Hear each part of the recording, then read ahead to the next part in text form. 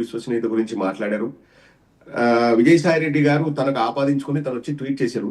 మేము ఎప్పుడైతే విజయసాయి రెడ్డి గారు వెళ్ళారో YSR Congress party official Twitter page లో వాళ్ళు రాశారు, మేము యాక్సెప్ట్ చేయట్లేదు, తను ఒక పిల్లర్ లాంటి వాడు, కానీ అంతా మంచి జరగాలి విజయసాయి రెడ్డి గారికి అన్నట్లు రాశారు. ఏది YSR Congress party official page నుంచి. ఆ రోజు సాయిరెడ్డి గారు ఎందుకు రెస్పాండ్ అవ్వలేదు, ఈ రోజు జగన్మోహన్ రెడ్డి గారు విలువలు విశ్వసనీయత అంటే వెంటనే ఎందుకు రెస్పాండ్ అయ్యారన్నది వారు సమాధానం చెప్తే మాకు కూడా వినాలని ఉంది.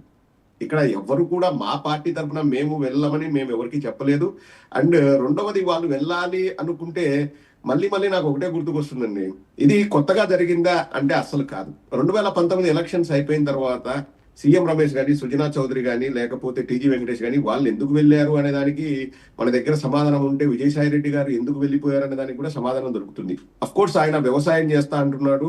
వ్యవసాయం చేసుకుంటే అది వెరీ గుడ్ ప్రొఫెషన్, ఒక noble profession, we all welcome it.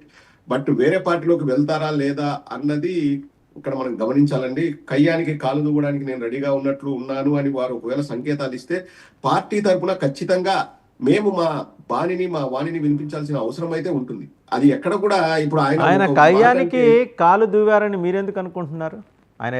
జరుగుతున్న పరిణామాలు చూస్తే మీరే రెండు మాట్లాడారండి. జగన్మోహన్ రెడ్డి గారు అలా అన్నారు కాబట్టి ఆయన రెస్పాండ్ అయ్యారు. విలువలు విశ్వసనీయత అంటే 3 తరాలు ఆ కుటుంబానికి సేవ చేసిన ఆయన్ని పట్టుకుని గబాలన్న మాట అంటే రెస్పాండ్ కాడా ఆయన?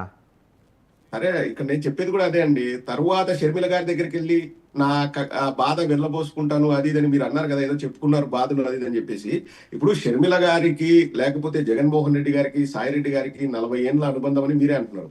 సో ఎన్నో విషయాలు చర్చకు వచ్చింటాయండి. ఇప్పుడే కాదు, గతంలో కూడా పర్సనల్ విషయాలు లేకపోతే చాలా విషయాలు మాట్లాడుకుంటారు. ఎందుకంటే మనం క్లోజ్ ఫ్రెండ్స్ తో మాట్లాడుకుంటాం. ఈ రోజు మరి షర్మిల గారు బయటికి వచ్చేసి జగన్మోహన్ రెడ్డి గారు చెప్పమని చెప్పి విజయసాయి రెడ్డి గారు అన్నారని నాతో అన్నారు.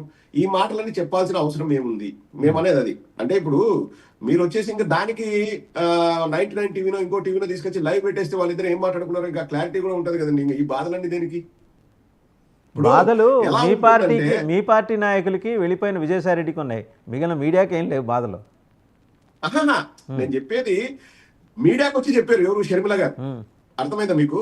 నేను అనేది ఇంకా అంత మీడియాకి వచ్చేసి వాళ్ళు ఏం మాట్లాడుకున్నారో 1-2 చెర్రీ పిక్ చేసే బదులు మీడియాను పిలిచేసి లైవ్ పెట్టేస్తే బాగుంటుంది కదా అని చెప్పేసి వాళ్ళ పాయింట్ ఆఫ్ వ్యూలో చెప్తున్నా నేను. షర్మిల గారి పాయింట్ ఆఫ్ వ్యూలో ఈ రోజు బయటకు వచ్చేసి విజయసాయి రెడ్డి గారు నాకు బాధలు చెప్పుకున్నారు. అవునప్పా, మీరు 40 ఏళ్ళ నుంచి ఫ్రెండ్షిప్ ఉంది లేకపోతే ఆ ఫ్యామిలీ రిలేషన్ ఉంది అన్నప్పుడు ఏవో వచ్చి మాట్లాడితే డిస్కషన్ 1-2 జరుగుతాయండి. ఇప్పుడు మనం ఆన్ రికార్డ్ మాట్లాడేటప్పుడు, ఆఫ్ రికార్డ్ మాట్లాడేటప్పుడు మనకు కూడా కొన్ని విషయాలు ఏమైనా డిస్కషన్కి వస్తే మన అభిప్రాయాలు కొంచెం ఓపెన్ గా మనం మాట్లాడుకుంటాం. దాన్ని మళ్ళీ తీసుకొచ్చి ఆన్ రికార్డ్ నేను పెట్టి మాట్లాడతాను అని షర్మిల గారు ఎప్పుడైతే అన్న మాట్లాడతారో దానికి కొంచెం మైలేజ్ వస్తుంది, ప్రజల్లో మంచి రెస్పాన్స్ వస్తుంది, కదలిక వస్తుంది అన్న వెంటనే నెక్స్ట్ రోజు వచ్చేస్తాం. ఇప్పుడు ఏదైనా ఒకటే అండి వాసుదేవ్ గారు, నేను షర్మిల గారికి నేను నిన్న వీడియో చేసి కూడా చెప్పాను. నేను చెప్పేది ఏంటంటే, నాకు సమస్యలు ఉన్నాయి, డబ్బులు ఇష్యూస్ ఉన్నాయి కాబట్టి నాకు ఓట్లు వేయండి, నేను దానికోసం ప్రజల దగ్గరికి వస్తా అంటే చీప్ అయ్యేది వారి రాజకీయ ఆ ప్రయాణమే సరిగా వెళ్ళదు. అది వాళ్ళు అర్థం చేసుకుంటే బాగుంటది. ఇప్పుడు నిన్న చెప్పింది కూడా విజయసాయి రెడ్డి గారు ఏదో షర్మిల గారి గురించి చెప్పమని చెప్పేసి షర్మిల గారితో అంటే షర్మిల గారు బయటకు వచ్చి చెప్పారంట.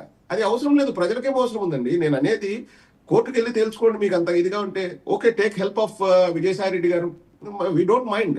అంతే తప్పితే ఈ రోజు బయటకు వచ్చేసి అదేదో రాష్ట్రానికి సంబంధించింది. ఇప్పుడు నిన్న మీరు చూసే ఉంటారండి, పేకాట శిబిరాలు, మా జమ్మలమడుగులో పేకాట శిబిరాలు ఉన్నాయని చెప్పేసి ఒక బీజేపీ నాయకుడి గురించి ఇంకొక బీజేపీ నాయకుడే ఐఏఎస్ ఆఫీసర్ల కంటే జిల్లా కలెక్టర్లకి, ఎస్పీలకి లెటర్ రాశారు.